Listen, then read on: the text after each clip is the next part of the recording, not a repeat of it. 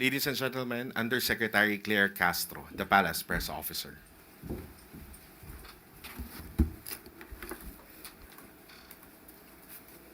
Magandang umaga, Malacanang Press Corps. Welcome sa ating press briefing ngayong araw. Simulan natin sa magandang balita na dala ng administrasyon ni Pangulong Ferdinand R. Marcos Jr. sa bagong Pilipinas. Alinsunod sa direktiba ni Pangulong Ferdinand Marcos Jr. na isulong ang food security at maritime development sa West Philippine Sea, inilunsad ang kadiwa ng Bagong Bayaning Mangingisda o KBBM program. Sa ilalim ng programang ito ng Philippine Coast Guard at Bureau of Fisheries and Aquatic Resources, ipinadala ang MV Mamamalakaya na direktang mamili ng mga sariwang huli mula sa mga ngisda sa Baho de Masinloc. Bukod sa pagbili ng huli, ay magbibigay rin ito ng subsidiya sa krudo at yelo bilang tulong sa mga mangingisdang nahihirapan sa transportasyon at iba pang gastusin. Sa unang biyahe pa lamang ng MV Mamalakaya, matagumpay na itong nakabili ng 20 toneladang sariwang isda mula sa mga lokal na mangingisda. Sa KBBM, sama-sama nating itinataas ang dangal ng mangingisdang Pilipino habang pinangangalagaan ang yaman ng ating karagatan para sa kinabukasan ng buong bayan. Para ito sa bagong Pilipinas.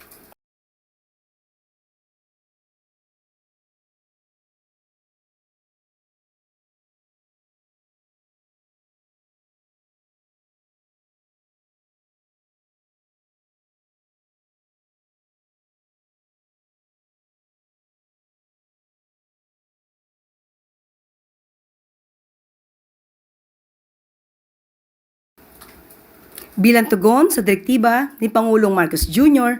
na mas paigtingin ang regional cooperation para protektahan ang mga biktima ng human trafficking, labanan ang mga sindikato at siguraduhin ang seguridad sa ating mga border, nagkaroon ng high-level dialogue ang Pilipinas at Cambodia. Pinangunahan ito ng Interagency Council Against Trafficking o IACAT at ng Department of Justice. Katuwang ang Cambodian National Committee for Counter-Trafficking ang Regional Dialogue and Knowledge Exchange target ng dalawang bansa. Target ng dalawang bansa na palakasin ang ating ugnayan sa pagbabahagi ng mga best practices at pagtugon sa mga bagong anyo ng trafficking, gaya ng forced labor sa mga scam hubs.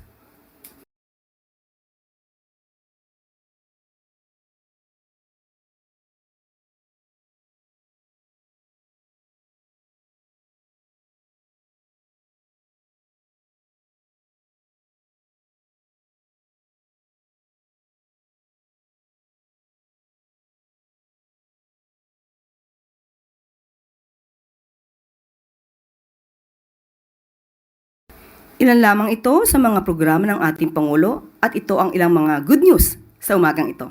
Maaari na po tayong tumanggap ng inyong mga katanungan.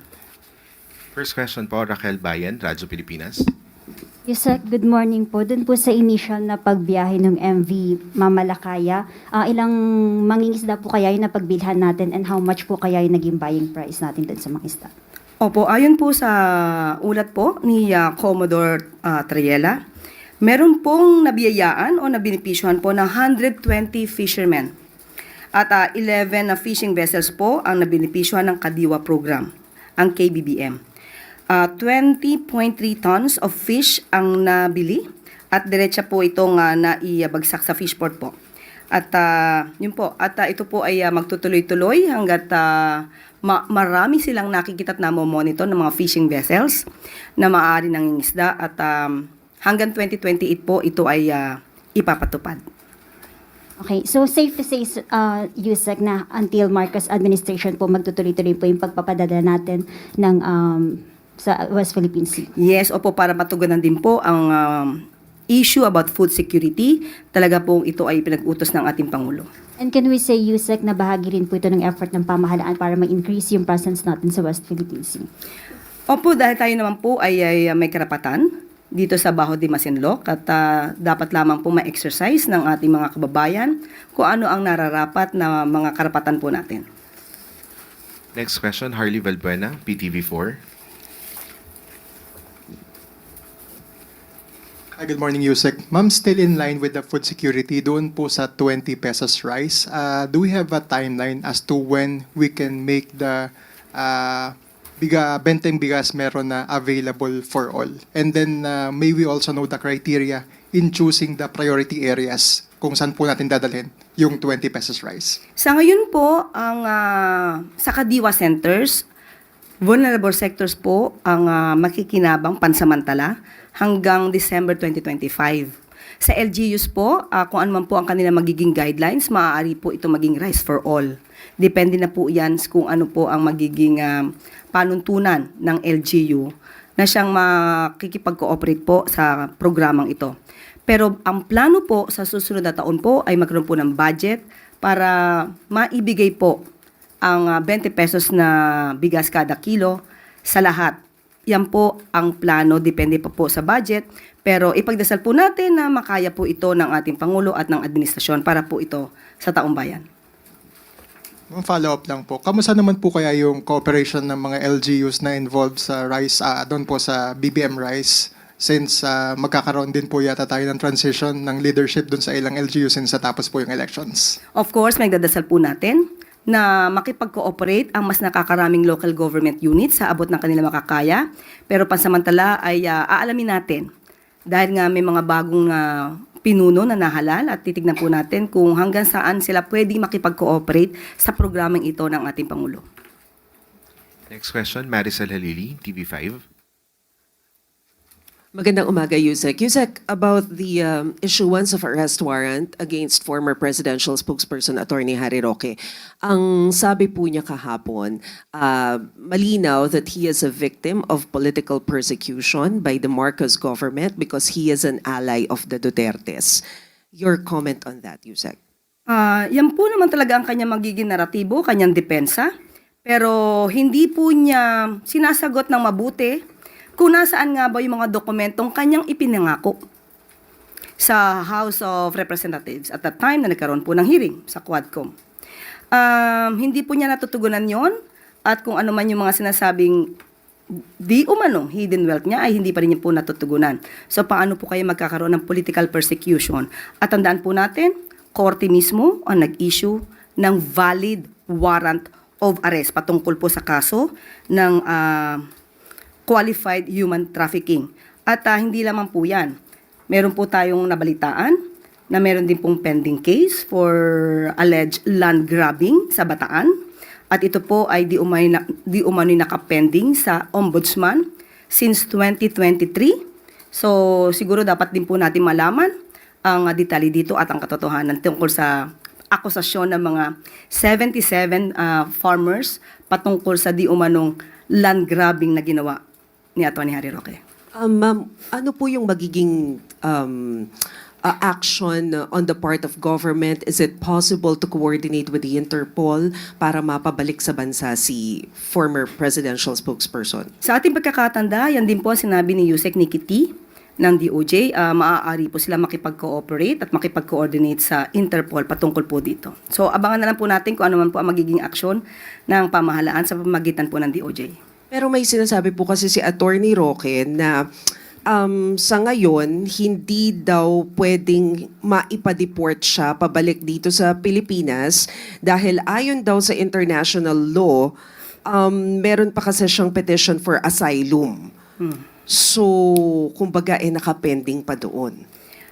Of course, meron pong ganyan na sinasabi patungkol sa karapatan na wag muna siyang dalhin sa bansa kung saan may kaso. Pero ito po ay kung may maipapakita pong harassment.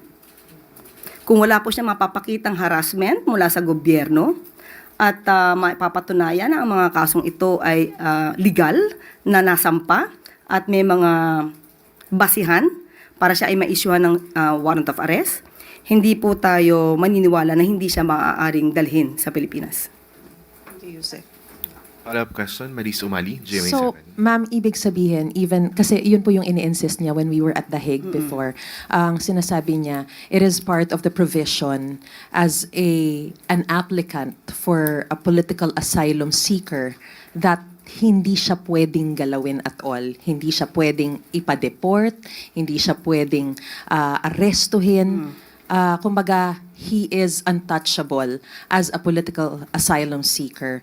So, ano ang magiging basehan kung sakasakali nung sinasabi po ni attorney na they will work hand in hand with the government in order to siguro serve the arrest? Siya po ang nagsampa ng kanyang petition for asylum. So dapat po para hindi po siya maaresto since may valid warrant of arrest na inisyo ang ating bansa, siya po ang dapat magpatunay na ang pagkuha sa kanya, gamit man ang Interpol or kooperasyon sa Interpol, siya magpatunay ang pagdala dito sa Pilipinas ay because of mere harassment. So may condition po yun. Hindi po yun statement na hindi ka pwedeng hulihin, basta-basta, kung meron naman pong valid warrant of arrest at may kaso siyang dapat kaharapin, hindi po siya dapat magtago sa kanyang petition for asylum. Thank you, ma'am. Next question, Tristan Nadalo, Newswatch. Morning, Yusek. Ma'am, baka gusto lang pong i-clarify ng Malacanang kung totoo or hindi po ito. Kasi may mga lumabas po sa social media yesterday. Ang sinasabi po ay yung latest message daw po ni Pangulong Marcos ay ayaw niya ng impeachment ni VP Sara at inutusan ng gabinete na atupagin ang serbisyo. Can Malacanang verify kung totoo po itong lumabas na mga mensaheng ganito? Ang mabe-verify ko po sa inyo, totoo pong pinag-utos ng Pangulo na dapat asekusuhin po namin ang trabaho. Dapat madaliin po ang pag-i-implement ng mga proyekto na nais niya para sa taong bayan. Pero pagdating po sa impeachment, yan po ay nasa kamay na po ng Senado, nasa kamay na rin po ito ng mga prosecutors. So hayaan na lang po natin yung prosesong dumaloy ng normal. Thank you po. On another topic lang po, yung si Senator Bato de la Rosa, medyo nag-react po siya doon sa yung pag-welcome ng pala sa legitimate opposition, pero parang lalabanan yung mga obstructionists. Ang sabi po ni Senator de la Rosa sa interview po namin ay yung hindi raw po haharang yung Duterte block sa mga programa at batas. Pero sana raw po, sabi niya, kung gusto nila ng magandang samahan, magandang cooperation, do not start with warning or threatening the senators. With all due respect to Senator Bato de la Rosa, bato-bato sa langit, ang tamaan ay huwag magalit. Unang-una po, wala tayong pinangangalanan kung sino man. Ito po ay pangkalahatan. Ang nais po natin sa taong bayan ay huwag maging obstructionist para magtuloy-tuloy po ang mga gandang proyekto at programa ng Pangulo at ng administrasyon. Wala po tayong tinireten. Wala po tayong tinireten na senador. Sana po ito ay napakinggan man lang sana niya yung mga words na aking nasabi para siguro po maiiba ang kanyang impresyon at ang kanyang tugon kung nadinig niya yung buo kong sinabi.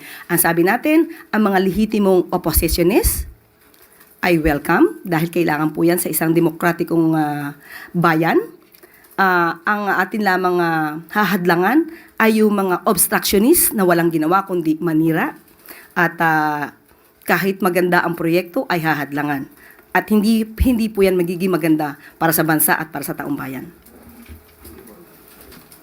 Yusek, one follow-up question from Maris Umali, GMA7. Yusek, speaking of opposition o yung pagkakahati-hati po dito sa slate ng mga presumptive na mga senators, sa inyo pong perspektibo, ilan po ba talaga mula sa alyansa ang nakapasok sa top 12 at ano po ang magiging implikasyon nito sa presidential legislative agenda ni Pangulong Bongbong Marcos? Sa ngayon po, ang bilang po ay 6 ang nakapasok. Pero, tapos na po ang eleksyon. Nagsalita na rin po ang taong bayan. Sa paningin po ng Pangulo, wala na pong alyansa, wala pong PDP, walang anumang kulay ng politika. Dapat lahat po na nahalal ay magkaisa-isa, magkaroon po ng kooperasyon. Ito naman po ay para sa taong bayan. Huwag naman po na sana laging politika ang pinag-uusapan at hindi po tayo makakakilos at makakausad kung puro pamumulitika at pang-iintriga ang gagawin natin sa pamahalaan. Dahil ma'am, wala na pong mga linya o wala na pong alyansa, wala ng PDP and all, ano po ang implikasyon nito sa presidential legislative agenda? Of course, mas nanaisin po ng ating Pangulo na kung ano man po yung maganda niyang proyekto ay isang ayunan ng mga mambabatas para po hindi tayo mahirapan sa pagkuha ng budget para po sa taong bayan. Hindi po hadlang din ang Pangulo kung ano man po ang kanilang mga suhestyon. Kung ito man ay hindi naaayon sa programa ng Pangulo. Kung ito naman po ay may valid reason, ito naman po ay pakikinggan ng Pangulo. Pero sana po kung ano man po yung hiling ng Pangulo at ng administrasyon para sa taong bayan, huwag naman po sana nilang hadlangan dahil lamang sa politika. Salamat po. Thank you, Yusek.